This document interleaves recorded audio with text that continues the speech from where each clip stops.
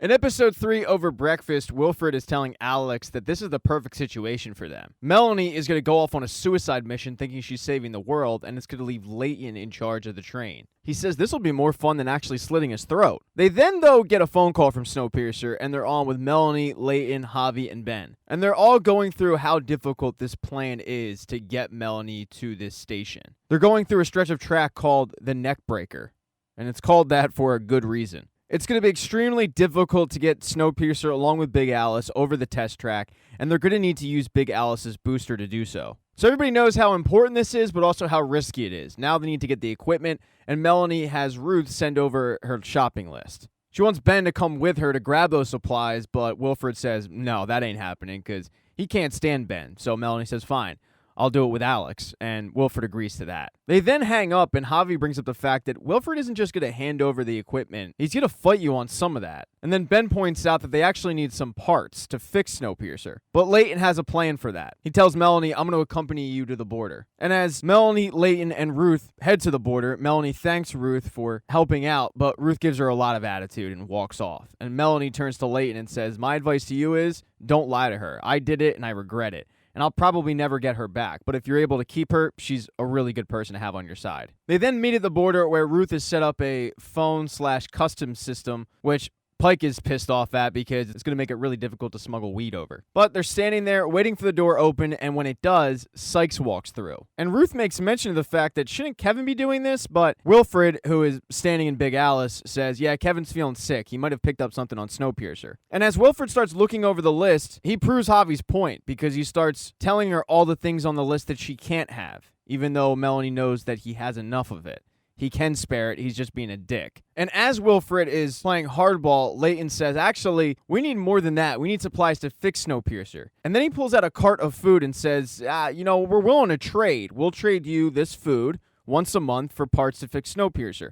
And Leighton's doing it because he knows full well that the members of Big Alice are hungry. And everybody behind Wilfred is looking at this tray of food, salivating at the mouth, but Wilfred doesn't give in right away. He just says, yeah, I'll think about it. So Melanie comes aboard with Wilfred to get the supplies, but Alex is nowhere to be found because she was actually in the supply car getting the supplies ready. One of the 27 supply cars that Big Alice has. And Wilfred starts mocking the fact that Melanie's going to die before she actually saves the world. And that's when Alex pops up and tells Wilfred that he can go, she'll handle it from there. Her and Melanie then start getting the supplies ready, while also discussing the different scenarios that she might encounter trying to get to the station. Melanie, though, changes the topic to just what Alex is into, and Alex doesn't say anything. But emotions get the best of her, so she turns to Melanie and says, what do you hope to get out of this in the next few hours? And Melanie says as much as possible. But Alex is hurt because they're packing Melanie's stuff so that she can leave once again. She left once before, but now it's twice. It's a choice. And Melanie isn't happy about it. She knows it sucks, but she also knows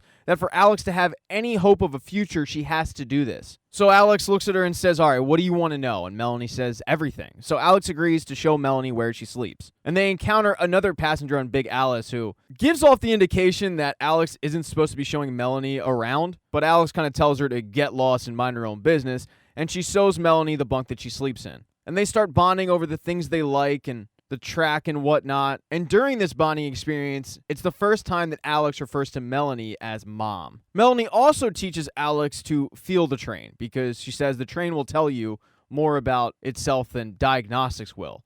And while feeling the train, she knows that there's a wheel loose on one of the cars. So after Melanie goes back to Snowpiercer, Alex heads up to the engine room of Big Alice to see if she was correct. But she's the only one there because Wilfred is down with the Headwoods doing an experiment on Icy Bob, getting him more acclimated to the colder weather for longer. And Bob goes longer than he's ever gone before at a colder temperature, but it's still not up to the standards that Wilfred wants. He tells the Headwoods, I want him to go colder and longer. He then heads up to the engine room of Big Alice where he sees Alex feeling the train just like Melanie used to, and he knows right away that it must have been Melanie who taught her how to do this. And Alex says she was right. There is a wheel loose on one of the cars, and she's the only one that knew about it. And Wilfred starts getting concerned that she is getting sentimental, not wanting to see her mom go. So he has her repeat, we want her off this train. Now, while Melanie and Alex were catching up, Leighton was dealing with the Josie situation. The tailies are by her side really concerned, and they're not too thrilled with Leighton. But once he shows up, they let Leighton have his moment with Josie alone. And the first thing that Leighton does is apologize to her, but she says, for what? Getting back with Zara? I was dead. But he says, no, you weren't dead. You're here. You're alive right now. Josie tells Layton, you know who did this to me. It was Melanie. And while Layton feels bad about this, he tells her I had to make the alliance. But she looks at him really perplexed and lets him know you sacrificed 35 tailies, people that I convinced to fight. And the result of that has been nothing that we promised, and your leadership has come into question. Layton kind of gets his back up and says, I believe the engineers. I believe in Melanie's plan. I believe that this is our best hope for a future. And because of that, it's now my job to defend all of that against Wilfred. But Josie lets him know that the tailies see Layton as a politician now. And Layton needs her blessing or else he's going to lose them all. And for Layton, that's something that he never even thought of. It's a lot to think about for Layton, but he has other work to do. He links up with Till, who is on a mission to find out what happened to Lights. And Till shows Layton, along with Roach, Light's hand, saying, look, it's a W. The good news is they think they have their first lead, and it's the Breachmen. They love Wilfred, and they hate tailies. So Roach and Till go to pay them a visit. And being a former brakeman, she's not the biggest fan of Breachmen. It's kind of like cops versus firefighters. And when Till and Roach question the Breachmen, they kind of play dumb. Now, they're very loyal to Wilfred, and they're thrilled that he's back. I mean, they even have W's tattooed on their body, but they won't admit to cutting off fingers or even getting involved in the revolution. Till, however, doesn't believe him. Now, Layton wasn't there because he headed to the front of the train, and he's talking to Ben about Wilfred. And Ben warns him that Wilfred can get jealous, but his jealousy isn't about objects or people. It's about power. He's obsessed with it. Layton thinks that they might be able to find a way to use that against him. But Ben points out, you might be able to, but we still have to go halfway around the world with this guy. So, whatever you're planning on doing, just remember, we can't have secrets. Shortly after that, everybody gets ready because they're about to hit the Rocky Mountain test track. And they're in communication with Big Alice, where Wilfred lets them know that Alex will be the one who's actually steering the train for Big Alice. And Alex is nervous as hell. And unfortunately, they've reached a little bit of a hiccup. Snowpiercer doesn't have the reserves to get over the mountain. And so what they're going to have to do is pull the reserves from first and second class. And it gives Ruth all of 25 minutes to get everybody in the train to the night car. Not a lot of time, and Ruth isn't thrilled about it, but she doesn't have a choice. The one place they're not pulling reserves from is the infirmary, and Layton knows that Josie is going to be by herself. So while everybody is heading to the night car, Layton heads to the infirmary to be with Josie. And when he walks in, Josie is holding a mirror because she wants to see what she looks like. So Layton helps get the bandages off her face, and she sees in the mirror that, yeah, she looks pretty rough. Now, she definitely wants vengeance on Melanie Cavill, but she tells Layton if Melanie's mission is the only hope of ever getting off that train, then the tailies have a new course. Now, in the night car, everybody seems to see that there's something wrong with Miss Audrey. She's just not acting herself. But Till can't take her eyes off the Breachmen. I mean, they're throwing up W's in her face.